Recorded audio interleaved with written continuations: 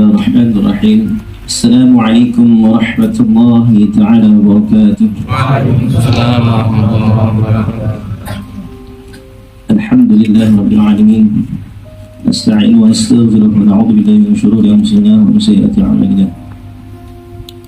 Subhanaka la 'ilma lana illa ma 'allamtana innaka antal 'alimul hakim. Allahumma salli wa sallim ala sayyidina Muhammadin wa ala sayyidina Muhammad wa ala sahbihi ajma'in. Amma ba'd. Alhamdulillah, kumpulkan kita tempat yang mulia, majlis yang barokah, dan di hari yang mulia di bulan puasa. Insyaallah kita akan membahas kaitan antara kesehatan dan puasa di bulan Ramadan.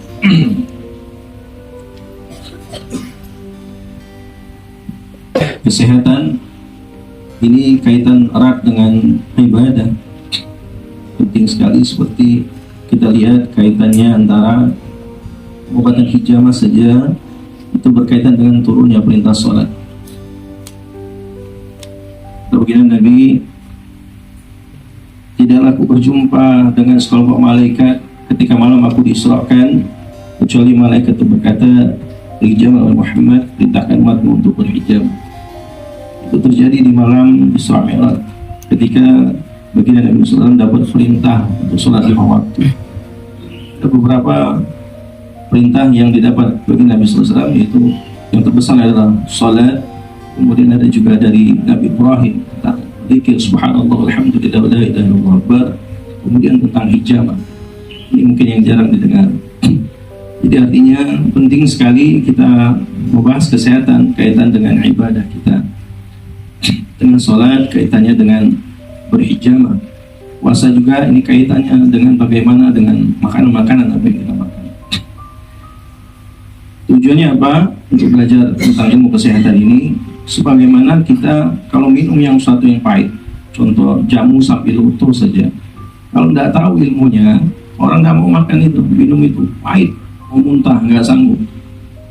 Tapi karena paham, isinya paham, dengan senang, dengan senyum dia minum itu.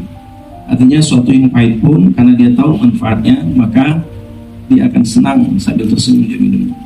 Berbeda orang yang tidak mengetahui ilmunya, dia akan kesal, berutuhan.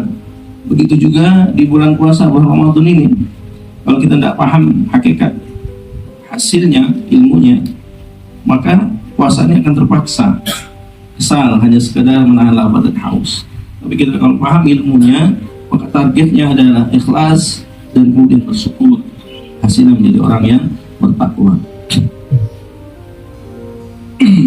Kesehatan itu prinsipnya adalah keseimbangan, sebagaimana di dalam surah Al-Fitrah dijelaskan, alladzi khalaqaka fasawwaka fa'adalak. Allah telah ciptakan, sempurnakan, seimbangkan. Nah, keseimbangan ini yang sering hilang terjadinya. Allah ciptakan pasangan panas dan dingin, siang dan malam, sebagaimana dijelaskan di surat Yasin juga ayat 36, semuanya berpasangan, termasuk yang kita tidak ketahui juga semuanya berpasangan. Maka prinsip sehat juga sama, ini adalah pasangan dan keseimbangan. Di situ ada racunnya, di situ juga ada penawarnya. Sampai hal terkecil saja, pisang Ambon tuh diteliti sama ITB, ujung-ujungnya satu ada racunnya, satu ada penawarnya. Sama kayak di kelapa, dogan itu juga, ya, santan, terdapat racun juga terdapat penawarnya di dalam itu. Jadi kalau kita mengetahui tentang prinsip keseimbangan, maka insya Allah akan juga paham. Contoh saja, contoh tentang habatus soda. Habatus soda itu adalah obat segala penyakit kecuali tua dan mati. Nah, kalau memahaminya tidak dengan ilmu, maka seolah-olah kita semua penyakit sudah dengan habatus soda, nggak perlu yang lain, nggak perlu madu, nggak perlu dengan syifa Quran, nggak perlu dengan pengobatan lain. Maka ini salah kaprah. Makanya dia di sisi lain diketahui oleh orang yang tahu, apabila obat dan sakit itu berpasangan, maka sembuhlah dia. Diketahui oleh orang yang tahu. Habatus soda menjadi obat segala penyakit, maksudnya dia bersifat panas, maka dia cocok untuk sakit-sakit yang dingin. Maka semua sakit yang dingin cocok, sakit tulang, orang kena masuk angin, ya, kembung perut, maka yang sifatnya kena dingin cocok dengan panas. Dia ketika dingin dipanaskan akan dapat keseimbangan. Apa yang terjadi ketika hilang keseimbangan? Di dalam dunia medis sekarang pun WHO standar itu menganggap penyakit angin itu tidak ada, padahal sudah dari zaman nenek moyang kita dulu penyakit angin itu ada. Contoh saja hal terkecil sekarang, orang kena penyakit Bell palsy, mengot mukanya, itu dicek di laboratorium baru-baru terjadi. Datang ibu udah berapa tahun datang sana sini dicek medis, cek MRI, nggak ketemu penyakitnya. Padahal sederhana, mengot mukanya, kalau mau makan juga susah dia. Begitu dites sebentar, kena Bell palsy. Bell palsy itu penyakit angin sederhana. Kapan kenanya? Waktu dia posisinya imun lemah, badan capek, imunnya lemah, tembakkan kipas, insya Allah mengot mukanya. Jadi nggak ada sakit, nggak ada kaitannya dengan hipertensi, diabetes, dia sehat lah, walafiat. Banyak terjadi di kampung-kampung, di daerah jalur itu dia sehat, nggak ada penyakit, petani sehat sekali. Kalau dicek nggak ada, tensinya normal, diabetes normal, semuanya normal. Gara-gara kecapean, pakai kipas angin, maka minum. Atau anak kemarin terjadi, ada anak-anak umur 19 tahun habis main futsal, minum es, kemudian dia pakai kipas, paginya nggak bisa nutup tuh satu matanya, mengot mukanya, kena Bell palsy, kena dingin. Bagaimana pengobatannya? Cukup dihangatkan, pakai air, masukkan ke dalam botol hangat, lap tipis, kemudian dihangatkan, minum habatus soda atau jahe merah. Insya Allah kalau cepat juga sembuhnya. Nah, itu prinsip, salah satu adalah prinsip kesimbangan. Bagaimana tentang berpuasa? Ini puasa kaitannya dengan masalah menjaga, kalau sudah zahirnya masalah makanan. Ini penting sekali. Makanan kita bahas di sisi kesehatan, kalau secara umum pikirannya makanan yang bergizi, yang sehat. Padahal Allah telah firmankan pertama kali untuk manusia itu surat Al-Baqarah ayat 168, Ya ayuhan nasu kulu mimma fil ardi halalan tayyiban wa la tattabi'u khutuwati syaitan innahu lakum aduwwun mubin. Ini yang pertama difirmankan Allah kepada seluruh manusia. Pertama, makanannya itu adalah halal lagi baik, Ini yang diperintahkan oleh Allah kepada semua manusia. Bagaimana dengan orang-orang yang beriman? Orang yang beriman lebih lagi, bukan cuma halal lagi baik, tapi syukur. Ya ayyuhalladzina amanu kulu min thayyibati ma razaqnakum washkuru lillahi in kuntum iyyahu ta'budun. Surat Al-Baqarah ayat 172. Ini diperintahkan Allah, orang beriman lebih lagi daripada manusia pada umumnya. Dia makanan halal, lagi thayyib, juga dia penuh dengan syukur. Nah, inilah makanan yang pertama kali yang harus diperhatikan adalah halal. Orang tahu ini makanan halal, orang Islam tahu halal, tapi tidak dijalankan. Contoh, beli ayam saja tidak mau tahu mau beli ayam di mana, pokoknya makan saja. Walaupun syaratnya yang penting dia, kalau mazhab Imam Syafi'i cukup orang Islam yang memotongnya. Masalahnya tapi tidak cukup di situ. Ini di kajian LPPOM MUI juga disidak itu yang sudah dapat rumah potong halal. Begitu dicek itu, mesti ayamnya ada yang nggak kepotong, 2 urat itu. Kan satu untuk nafas, satu untuk makan. Syaratnya wajib putus ini.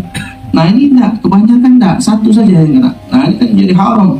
Matinya bukan karena potong, tapi matinya karena masukkan air panas. Karena motong langsung masuk air panas. Nah, padahal ini harusnya dia motong itu yang bagus, potong lebih baik putus, halal dia. Nah orang ketakutan kalau putus kepalanya, takut haram. Padahal lebih bagus dengan putus. Nah, ini tentang masalah makanan yang pertama kali. Yang kedua, telur juga tidak diperhatikan. Istri kita tidak diajarkan anak kita cara mencuci telur. Telur tahu jika ada najis, sudah tahu, telur bebek, telur ayam itu kadang dari pasar cuci sekilas langsung dianggap dia bersih. Padahal hukum najis yang pertengahan itu, mutawasito itu adalah hukum ainiyah dan hukmiyah. Bersihkan, sucikan najisnya, kemudian tinggal hukumnya cucikan dengan air yang ngalir. Kebanyakan dia cuci dengan popok yang kurang daripada 2 kula. Maka dia secara ainnya yang mungkin hilang, baunya hilang, rasanya hilang, tapi hukumnya masih ada. Nah, hukumnya yaitu air mendatangi benda najis yang hukumnya nggak bisa dibalik. Air sedikit didatangi benda najis hukumnya, maka mutan najis juga. Nah, ini juga hal sepele yang kadang-kadang tidak diperhatikan. Jadi pertama tentang masalah halalnya makanan, kemudian lagi baiknya.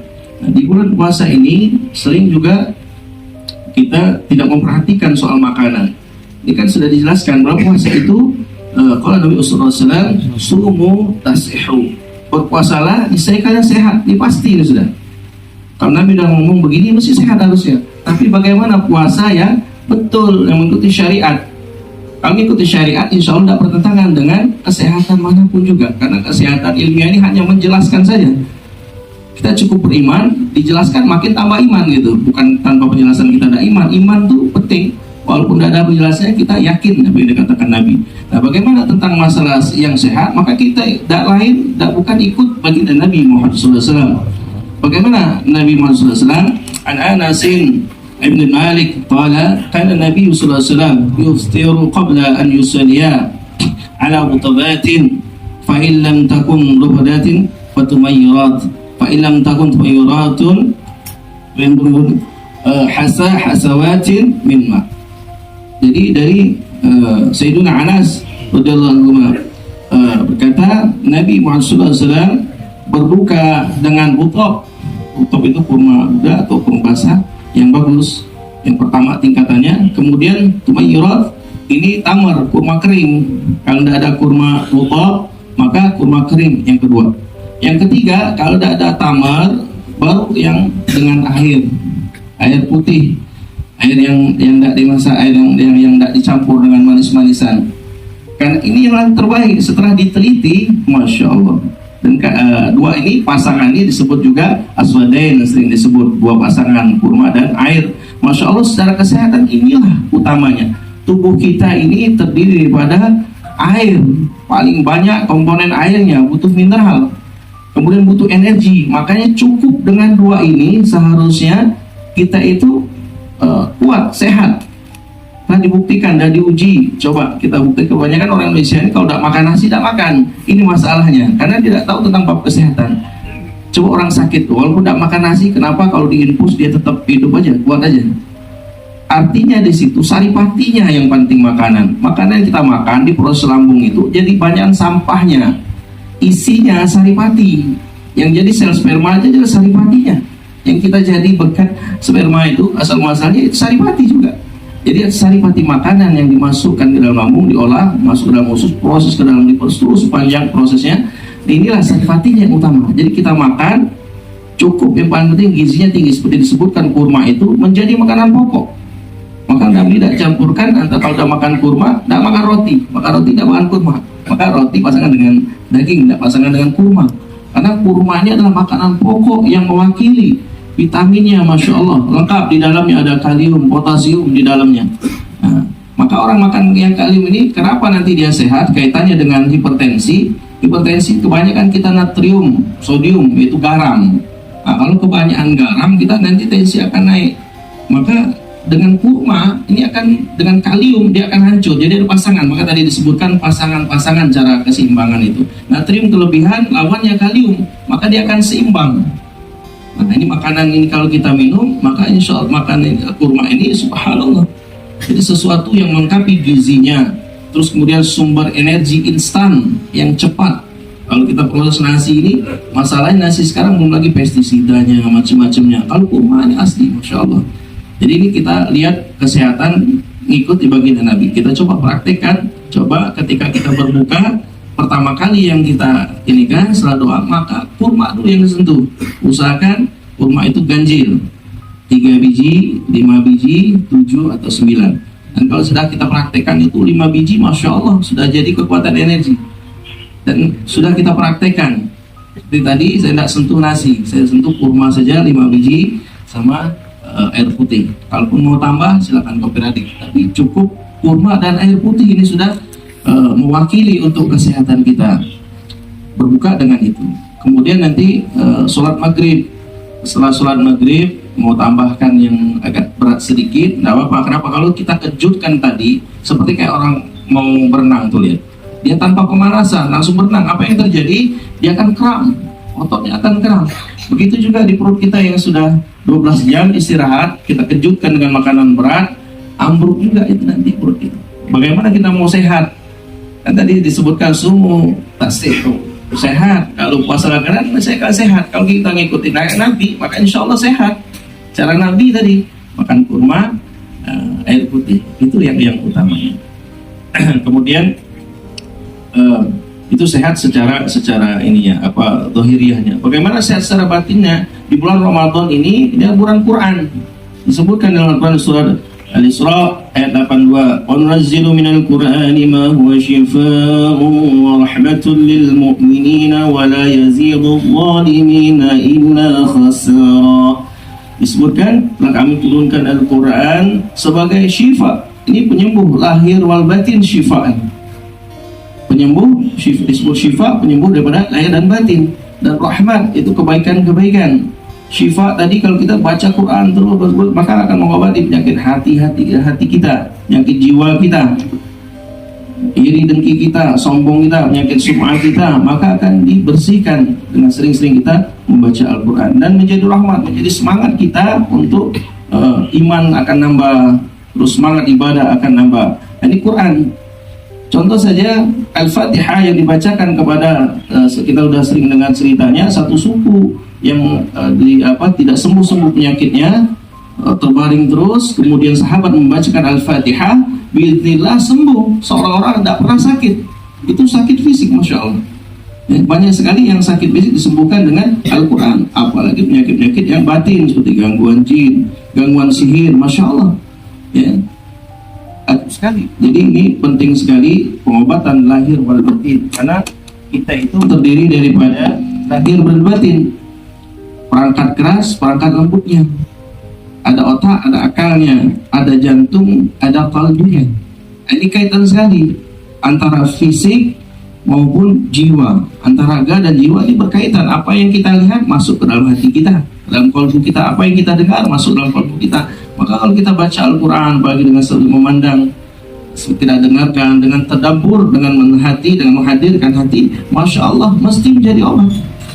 Satu ayat saja, ada satu kiai di Jawa sana sekarang masih umurnya udah 80-an, satu ayat yang dia dawamkan itu begitu dia ada satu penyakit melintir di ususnya, begitu dioperasi sama 3 profesor, begitu dicek ususnya itu ada melintir, rencana mau dipotong, ternyata begitu digerakkan saja cuman terkepit, begitu dia gerakkan itu ternyata ngalir semua, usus yang hitam tadi ngalir semua, dan dia kaget. Begitu dibedah itu semua organ dalamnya seperti umur 17 tahun.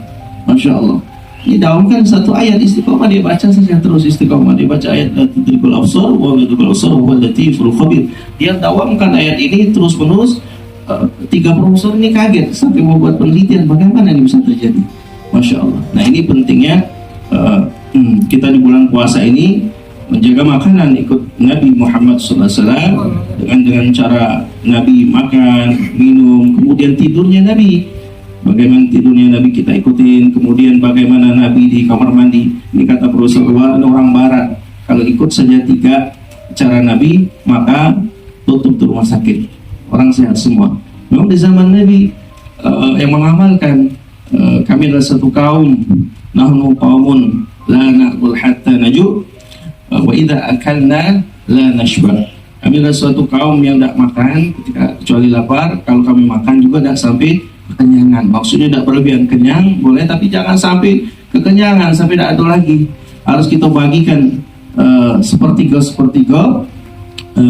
bagian yang ma mala'a adamiyyu wi'aan syarran min batnihi hasba ibni adam akalatun yuqimna sulbahu fa in kana fa'ilan la mahala wa thuluthun ta'amun wa thuluthun syarabun wa thuluthun linafasihi.